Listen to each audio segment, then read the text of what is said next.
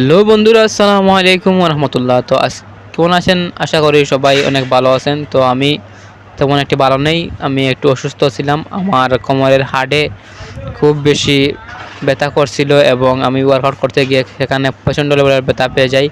তো আমি জিমে যাওয়ার আগে আমি এগুলা দিয়ে জিম করতাম, আপনারা দেখতেই পারতেছেন। তো এগুলা অনেকদিন থেকে ব্যবহার করা হয়নি, তাই এগুলা এভাবেই হয়ে গেছে। তো চলুন আজকে আমি এগুলা দিয়ে কিছু ওয়ার্কআউট করব, যেহেতু অনেকদিন থেকে জিমে যাওয়া হয়নি আমার। তো আমার জিমে যাওয়ার আগের জিনিসগুলা হচ্ছে এগুলাই।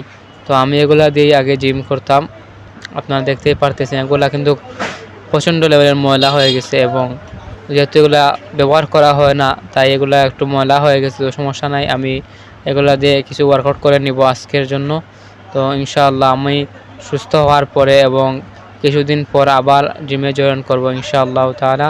তো আপনারা সবাই দোয়া করবেন যেন আমার কোমরের ব্যথাটা কমে যায় এবং আমি আবার সুস্থ হয়ে যাই। আর সবচেয়ে বড় বিষয় হচ্ছে ভাই, নজরটা হচ্ছে শরীরের জন্য খুব ক্ষতিকর এবং আপনারা চেষ্টা করবেন জিম করলে অবশ্যই শরীরটাকে ঢেকে রাখার জন্য। ধন্যবাদ, আমাকে ফলো করবেন।